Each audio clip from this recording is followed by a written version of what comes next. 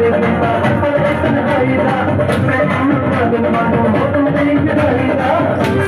আজকে হলো অধিবাস, তো অধিবাসের ভিডিওটা তোমাদের সাথে শেয়ার করছি।